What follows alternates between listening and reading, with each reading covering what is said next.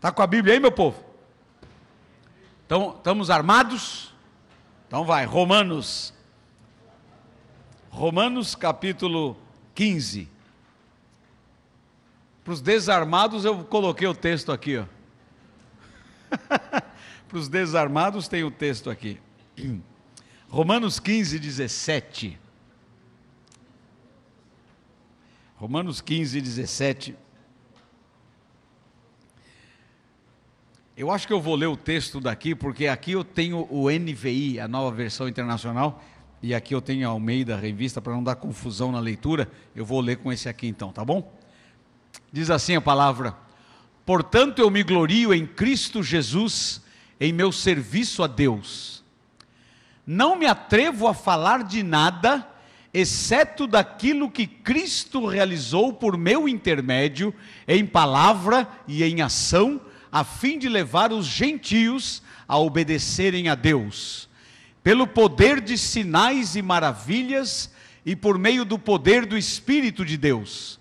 Assim, desde Jerusalém e arredores, até o Ilírico, proclamei plenamente o Evangelho de Cristo.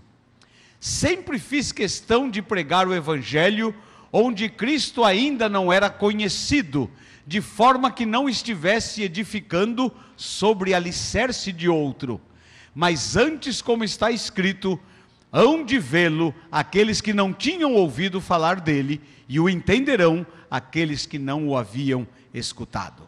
Vamos orar. Senhor, ajuda-nos a entender a palavra. Espírito de Deus, abre a nossa mente, abre o nosso ouvido, abre o nosso coração à palavra e fala conosco em nome de Jesus. Amém. Irmãos, para mim, depois de Cristo, o homem que eu mais admiro é o apóstolo Paulo. Eu fico impressionado quando eu leio o livro de Atos, quando eu leio as epístolas, as cartas que ele escreveu. Que coisa tremenda.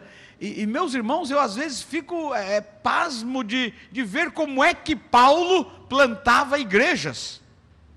Por exemplo, quando você vê a igreja de Tessalônica, é uma igreja de um poder tremendo, uma igreja que fez uma obra tão extraordinária, uma igreja que deixou o apóstolo Paulo desempregado, porque em 1 Tessalonicenses diz que daquela igreja repercutiu a palavra de uma forma tal que ele não tinha necessidade de acrescentar nada. Paulo chegava na cidade e ele ia na casa e falava assim: eu vim falar de Jesus. Chegou atrasado, Paulo, o pessoal da igreja de Tessalônica já falou. E sabe quanto tempo Paulo esteve em Tessalônica para plantar esta igreja? A Bíblia diz 3 sábados. Que coisa impressionante. E outra, quando você imagina que o apóstolo Paulo, quando saiu para pregar o Evangelho, não havia nenhuma ideia de quem é Cristo, nenhuma.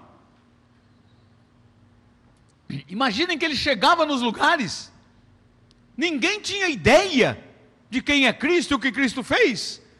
Mas Paulo, na unção e no poder do Espírito, chegava e plantava igrejas de uma forma tremenda. Eu acho que quando eu chegar no céu, claro, o primeiro que eu quero ver é o Senhor Jesus. Eu vou dar um pulo no pescoço dele, vou dar uma agarrada nele assim e dizer: obrigado, Senhor, obrigado pela salvação tão tremenda. Mas depois eu vou falar: Jesus, onde é que está meu pai? Acho que o segundo que eu quero ver é meu pai. Quero dar um abraço no meu pai também. Mas eu creio que o terceiro que eu quero ver é o apóstolo Paulo. Quero dar um abraço nele. E quero fazer algumas perguntinhas para ele também.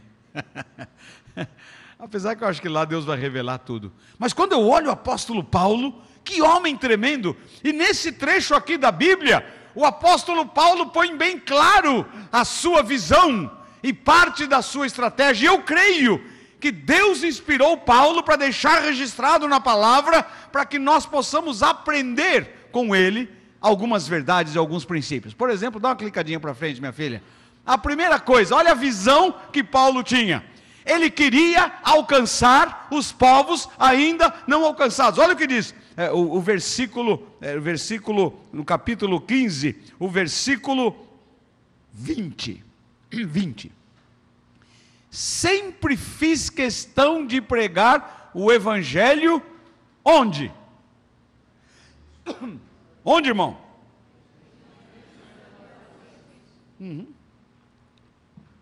Coisa tremenda. Eu fiz questão. Então aqui ele começa a mostrar a visão. Ele queria pregar onde Cristo ainda não foi pregado. Meus irmãos, como é importante ter esta visão das necessidades do mundo. Irmãos, o irmão sabia que enquanto nós não pregarmos o evangelho a todas as nações, Cristo não voltará? Eu descobri o dia da volta de Cristo, viu, irmãos? Tem gente que fala, ninguém sabe. Eu sei, irmãos. Eu sei, e está na Bíblia, viu? Você quer saber que dia Jesus volta? Está na Bíblia, irmão. Assim é bom você saber para você se preparar. Está escrito em Mateus 24, 14. Abre sua Bíblia, veja lá.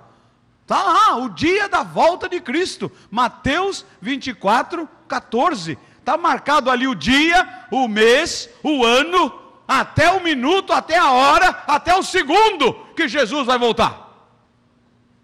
Mateus 24, 14. Que dia vai ser?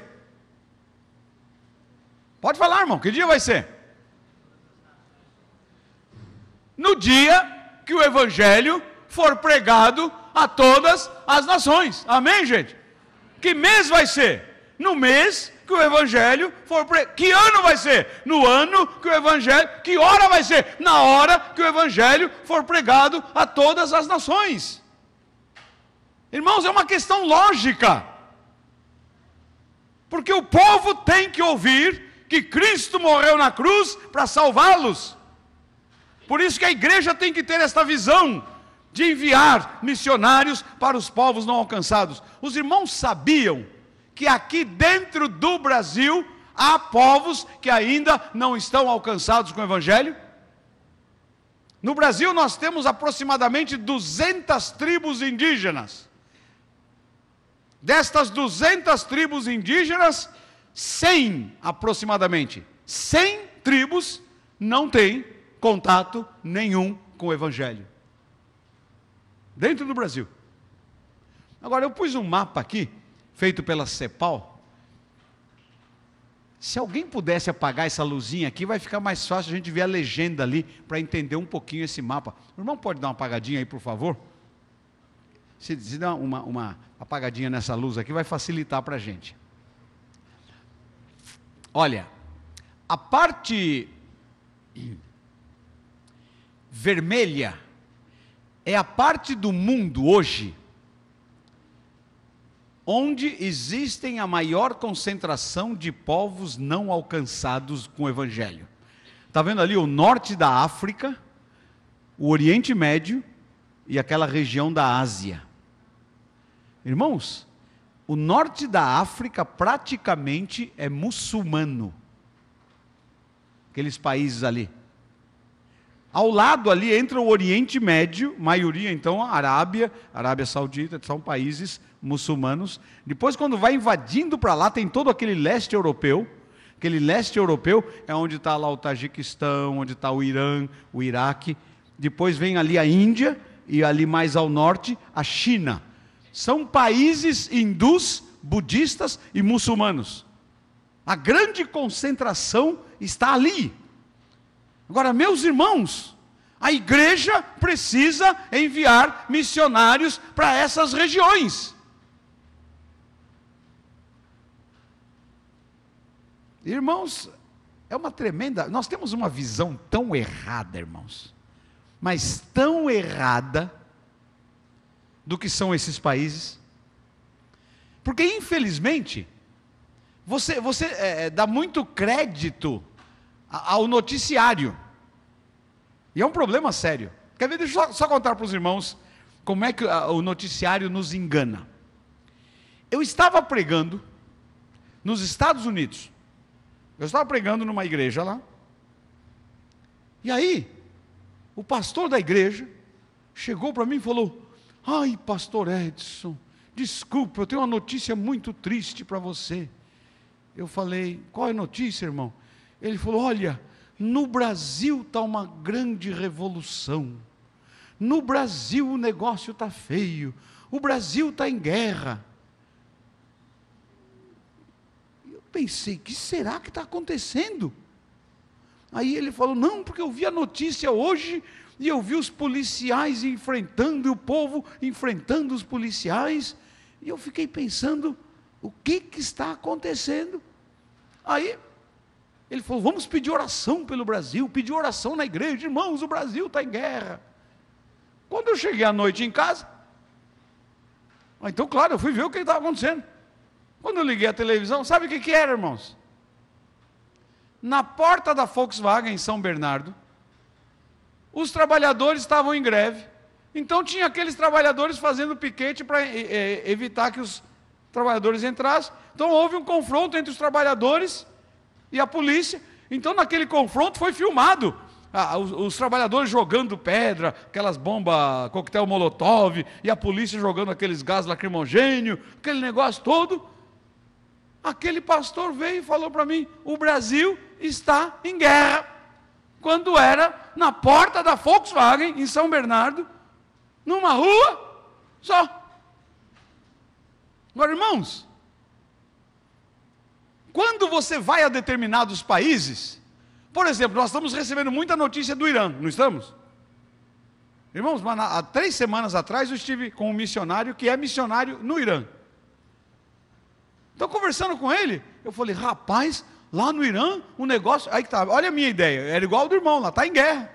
Lá no Irã o negócio está feio. Sabe o que ele falou? Não, só em Teherã, na capital, é que estão havendo esses levantes e essa confusão aí. E outra, eu falei para ele: escuta, lá no Irã, todas as mulheres estão com aquela roupa preta, com a cara tampada, aquela burca, só com os olhinhos de fora. Ele falou: não, a televisão só mostra aquelas. Mas você vai na universidade, as moças estão de calça jeans, não usam véu, pintam o rosto, pintam o cabelo.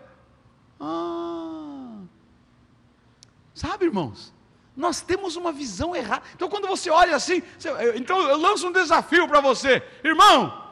Que tal você ser missionário no Iêmen? Que tal você ser missionário no Marrocos, norte da África? Que tal você ser missionário na Índia, na China? Aí você fala: ai, lá o quê? É igualzinho aqui, gente. É igualzinho aqui.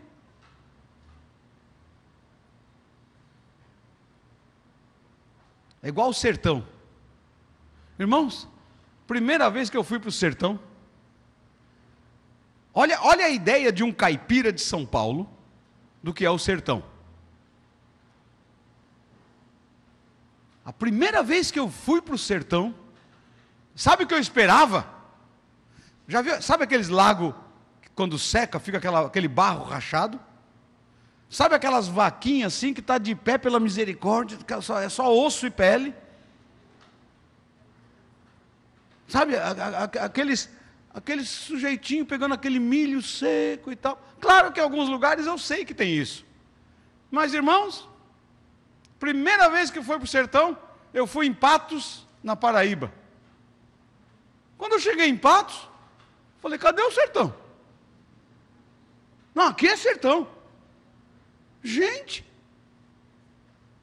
comi uma carninha de sol na brasa, um queijo coalho. Falei: eu estou sentindo uma chamada para o sertão. Ô sertão bom. Eita, sertão bom. Agora, claro que quando eu saía da cidade e entrava para os vilarejos, mas meus irmãos, em São Paulo é igualzinho. Você fala: São Paulo, está tudo mil maravilhas, vai lá ver. Na cidade você vê gente dormindo na rua, mendigo, de tudo quanto é lugar. Você sai, vai para o interior, você começa a ver algumas situações de miséria, gente cabocla, gente... Quer dizer, então, o que acontece? O mundo todo, gente, tem lugares mais desenvolvidos e lugares menos desenvolvidos. Mas, infelizmente, nós pegamos uma visão errada. A parte vermelha ali são os povos não alcançados. A parte amarela é a igreja que está em formação, está vendo? Tem alguma parte na África, algumas partes aqui na América Latina, a igreja ainda em formação. Lá em cima, na Rússia, está vendo aquela parte amarela lá? Depois, em azul, a igreja emergente, a igreja que está nascendo e está aí saindo, sendo plantada. Algumas partes aqui na América Latina, olha lá o México, está vendo? Algumas partes na África e lá também no norte da Europa. E depois aquela parte meio verde-limão é a igreja crescente. É a igreja que já está crescendo, e aquela parte meio cinzentada são sem os dados. Mas, meus irmãos, esse é o grande desafio. E o apóstolo Paulo está dizendo aqui, olha, eu quero pregar onde Cristo ainda não foi pregado. Meus irmãos, nós que estamos aqui na capital, temos o desafio do sertão. E temos que fazer algo, plantar igrejas aqui no sertão. Uma tremenda bênção é mandar os vocacionados ajudarem a plantar igrejas, começam a ter experiências. Toca em frente, por favor.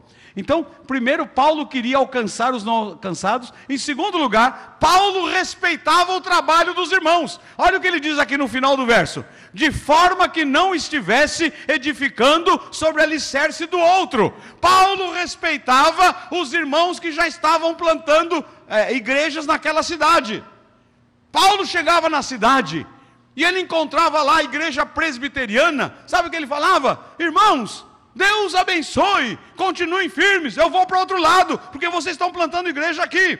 Chegava na outra cidade, Paulo encontrava a igreja metodista, e ele falava, irmãos, vai em frente, toca a bênção aí, ganha almas, batiza aí, ganha a cidade, eu vou para outra cidade. Chegava na outra cidade, encontrava a Assembleia de Deus. Ele olhava e falava, irmãos, paz do Senhor, está tocando a obra aí, está batizando gente, então fica aí, eu vou para outro lugar. Eu não estou dizendo com isso que Paulo era batista. Talvez fosse, né? Eu acho que era. Eu acho que era. Mas agora, gente, o apóstolo Paulo respeitava o trabalho que os irmãos estavam fazendo. Agora, por outro lado, hoje de manhã, nós abrimos para perguntas aos pastores.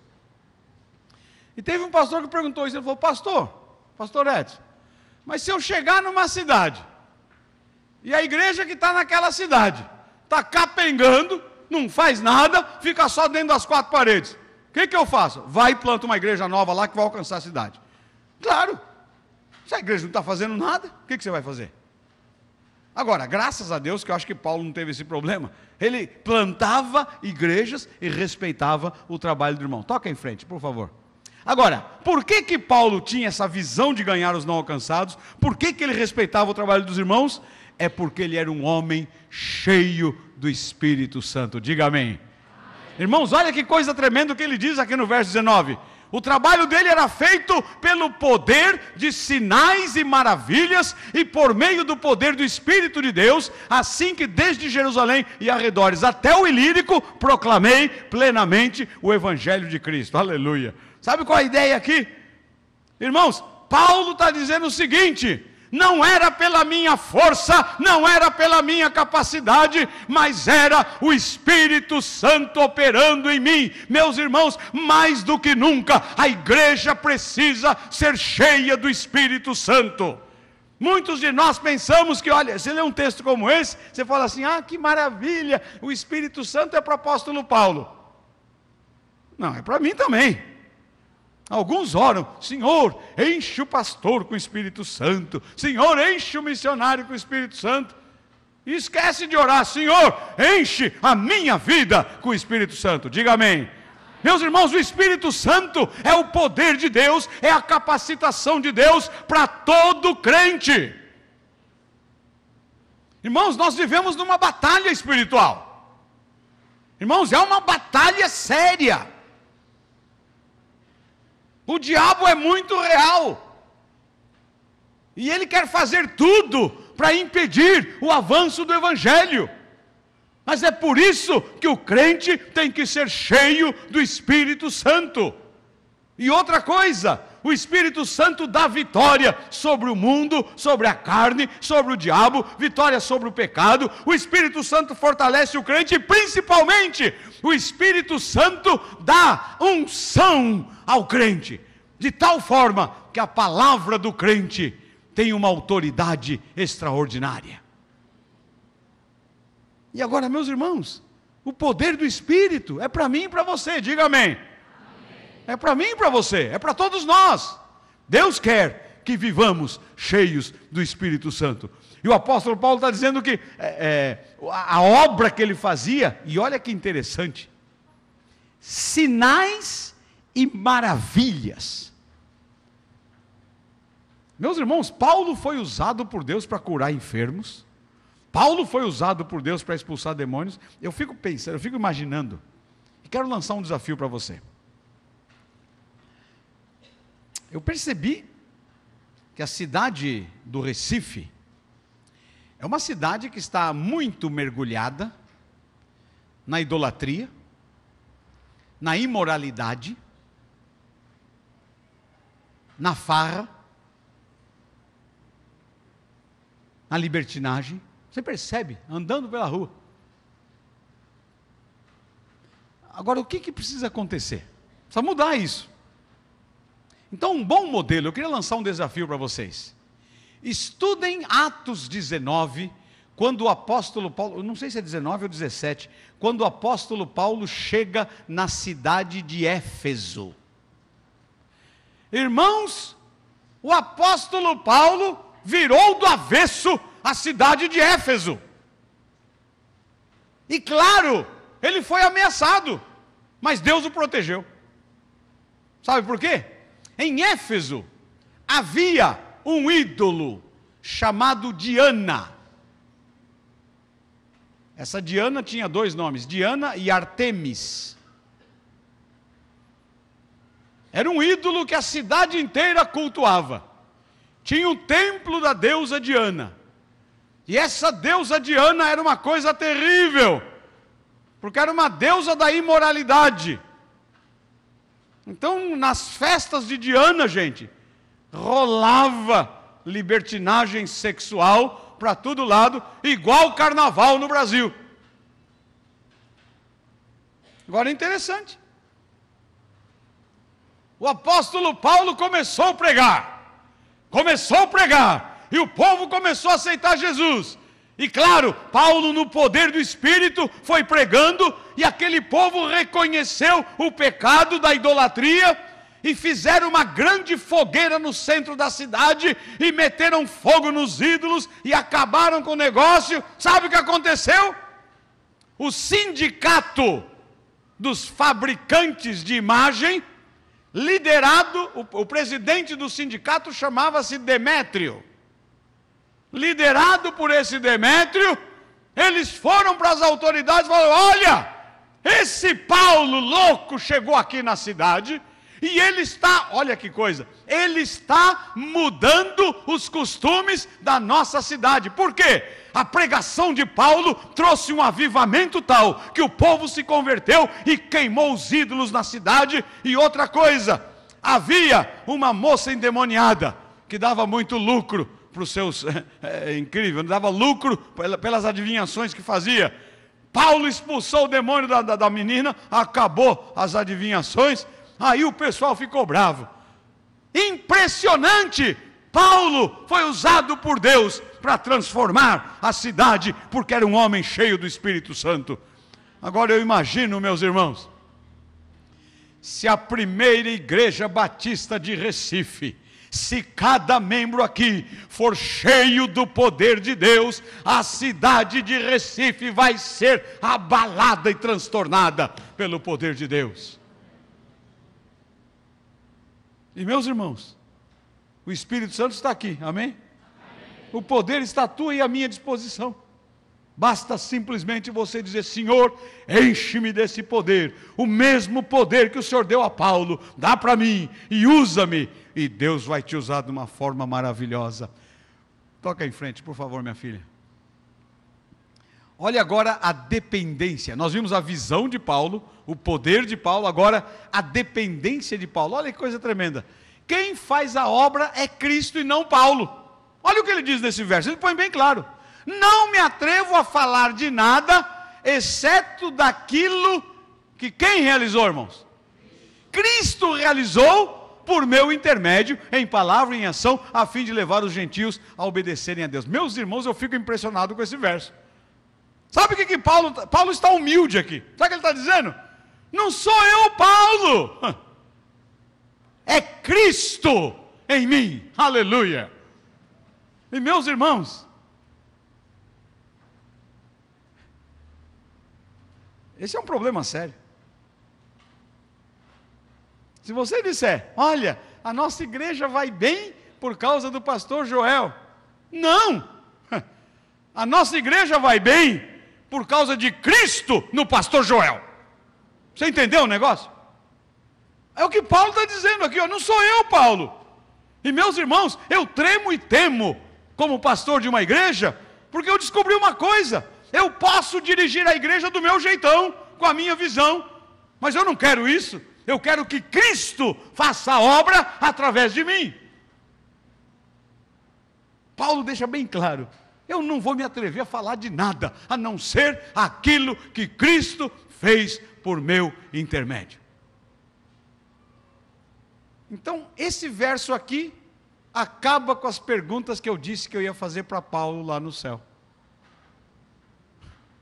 Que ele está respondendo aqui já. Eu vou chegar lá e falar: ô Paulão, como é que você fez isso? Ele vai falar: não fiz nada, foi Cristo em mim. Ô Paulão, como é que foi lá em Éfeso? Não fiz nada, foi Cristo em mim. Amém, gente? Olha que bênção, sabe por quê? Toda a glória vai para Cristo. Porque se sou eu que faço, imagina, se sou eu posso chegar e falar: eu? Olha o eu, né? Eu? Mas não sou eu, não sou nada, não tenho nada. É Cristo quem faz a obra. E eu quero contar uma ilustração para os irmãos. Quer ver? Dá uma clicadinha aí. Acho que você não consegue ver ali. Clica na outra que talvez seja mais claro. Você está vendo isso aí? O que é isso aí? É um quadro de ferramenta, né? É exatamente, é isso que eu queria que você visse mesmo. Ok. Irmãos, teve um dia que Deus falou comigo. E aquela história, não foi o anjo, não. Sabe aonde Deus falou comigo?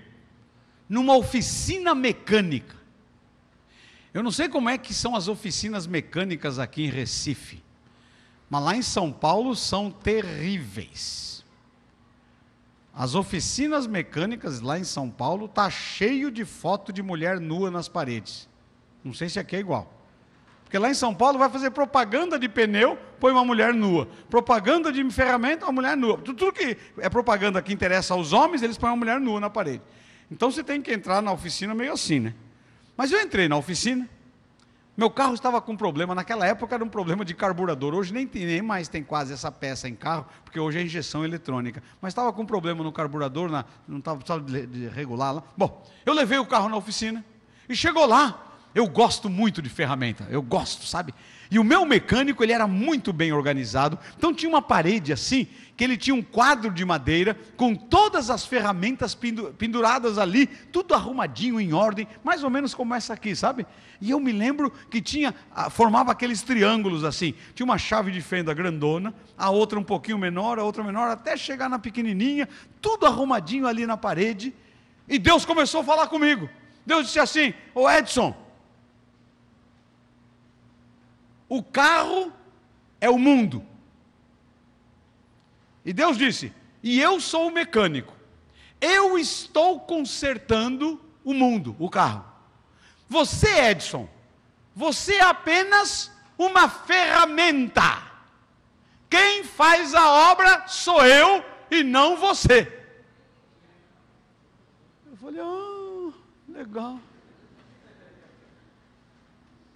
Irmãos, naquela época eu estava com um montão de plano para a igreja, sabe?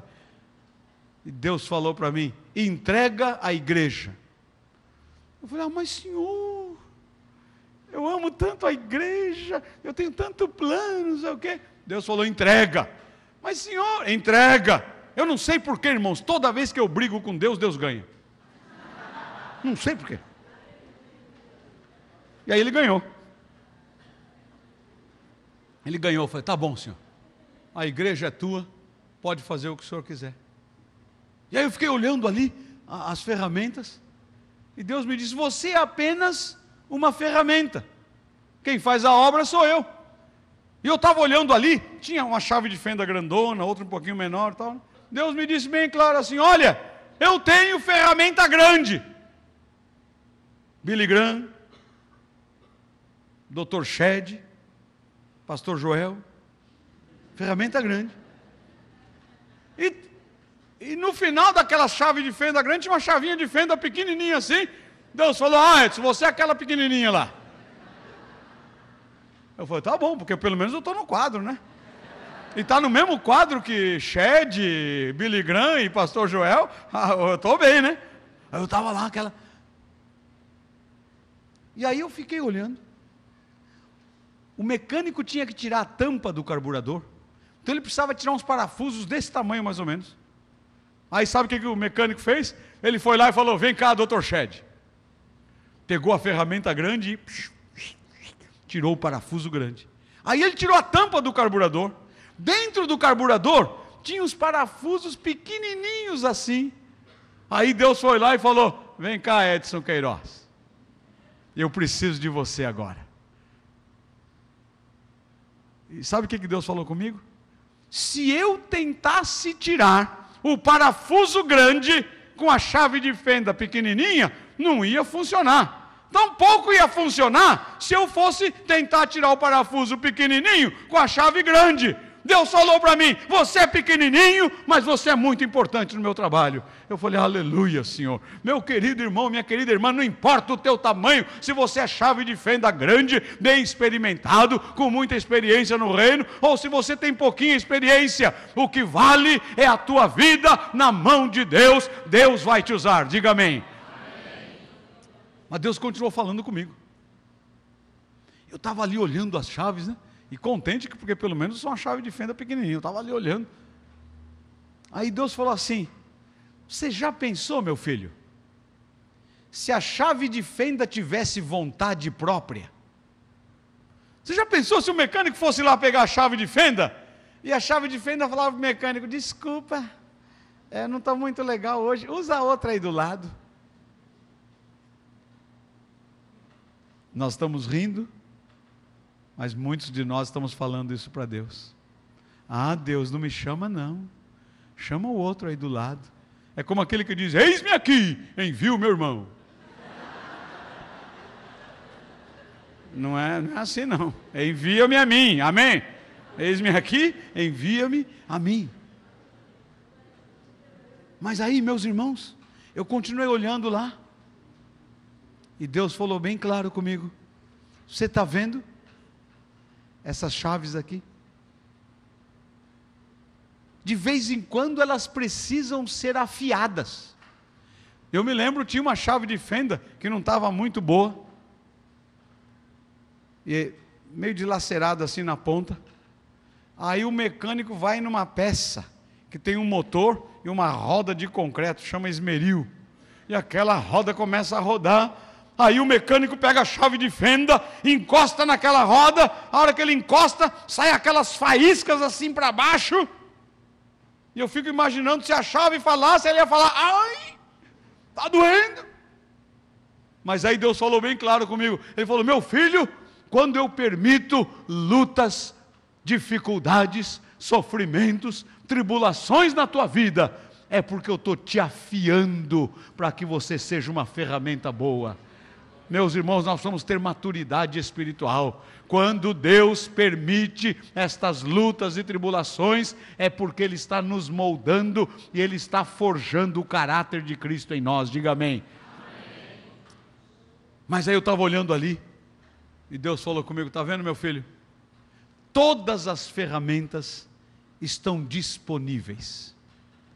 Na hora que o mecânico quer usar, ele vai lá simplesmente pega e usa. E Deus disse, é assim que eu quero a tua vida na minha mão, disponível para que eu possa usar como eu quiser, e a hora que eu quiser. Amém, gente? Agora é interessante. O mecânico estava trabalhando no carburador, que é uma peça do carro até que limpinha, porque é a peça que passa só gasolina e tal. Mas aí Deus falou comigo, e se eu quisesse pegar a chave de fenda e usar lá embaixo, no para-lama? O próprio nome já diz, né? Para o quê? Lama. Lá no barro. Você estaria disposto? A chave de fenda não reclama. Quando o mecânico pega, ela não fala, olha, não leva lá para o barro lá embaixo, não. Não, não. Ela vai quietinha. Amém? Porque é uma ferramenta disponível nas mãos de Deus. Meus irmãos, o meu desafio para os irmãos nessa conferência é que cada um de nós possamos dizer a Deus, Senhor Deus, obrigado que eu sou uma ferramenta. E eu quero fazer hoje uma declaração de disponibilidade. Eu estou aqui, disponível em tuas mãos. Pode me usar, Senhor, como o Senhor quiser e onde o Senhor quiser. Sabe o que Deus vai fazer, irmãos? Você fala, pastor Edson, se eu fizer isso, Deus vai me mandar lá para a África. Pode ser que sim, pode ser que não. É interessante, viu, irmãos? Deus sabe direitinho onde Ele coloca as pessoas. Por isso, não se atreva a ir para onde você quiser, viu? Você tem que ir para onde Deus mandar. Onde Deus quiser. E pode ser que Deus fale com você hoje, sabe o quê? Minha filha, eu te quero como uma intercessora. Eu te quero orando pela obra. E você fala, mas Senhor, eu queria ir lá na África. Deus vai dizer, não, não, minha filha. Você vai ficar aqui. E você vai na África de joelho. No teu joelho, amém? Pode ser que Deus vai falar para você que é empresário, meu filho, minha filha, eu te quero dando dinheiro para sustentar aqueles que vão. E Deus vai dizer, eu vou te fazer prosperar. Essa prosperidade eu creio, viu, pastor Joel? Prosperidade para financiar o reino, eu creio. Esse negócio de prosperidade para encher o bolso de dinheiro, para gastar dinheiro em besteirada, isso eu não creio. Mas eu às vezes oro para os irmãos da igreja, para Deus abençoá-los e prosperá-los, para que eles possam dar mais dinheiro, para que mais missionários sejam enviados. Amém? E pode ser que Deus te diga, meu filho e minha filha, eu quero te usar aqui em Recife. Você vai distribuir folheto, você vai convidar o teu vizinho, você vai convidar no trabalho da rua, você vai ser um voluntário na casa de recuperação, você vai ser um voluntário aqui na igreja, Deus vai falar com você. E alguns de vocês, Deus vai dizer, meu filho, minha filha, eu te quero lá.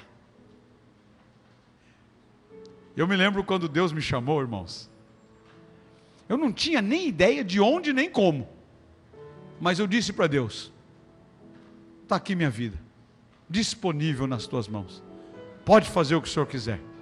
E impressionante o que Deus fez, impressionante. Ele foi falando comigo, foi me dirigindo, até hoje, vai dirigindo a vida e fazendo a obra dele, amém? Então por isso que o mais importante nessa noite, é você e eu, fazermos uma declaração, dizer, Deus, eu estou disponível. Nem sei se eu sou ferramenta grande ou pequena, mas eu quero dizer para o Senhor, que eu estou aqui em tuas mãos, pode me usar, para a tua glória. Os que querem fazer essa declaração de disponibilidade, fiquem de pé, que eu quero orar junto com os irmãos. Você vai dizer para Deus agora, Deus, eu estou disponível. Eu estou disponível, Senhor. Pode usar a minha vida. E Deus vai te usar. Deus vai fazer a obra na tua vida. Ó Pai, aqui está a tua igreja, fazendo uma declaração de disponibilidade. E eu quero me unir à igreja e dizer para o Senhor, que o Senhor pode usar as nossas vidas, como o Senhor quiser, e onde o Senhor quiser. Senhor, nós aprendemos na tua palavra, que a tua vontade é boa, agradável e perfeita. Ó Deus, livra-nos da nossa própria vontade, dá-nos a graça de sermos ferramentas disponíveis, e faz a tua obra através de nós, de uma forma tal, que o Senhor receba a glória. nós queremos dizer como Paulo, que nós não ousamos falar nada, a não ser aquilo que o Senhor faz por nosso intermédio. Usa as nossas vidas então, para a Tua glória, enche-nos com Teu poder, dá-nos unção, dá-nos autoridade espiritual, põe um fogo no nosso coração, dá-nos a Tua visão, dá-nos a Tua estratégia, e usa-nos para a Tua glória, em nome de Jesus, amém.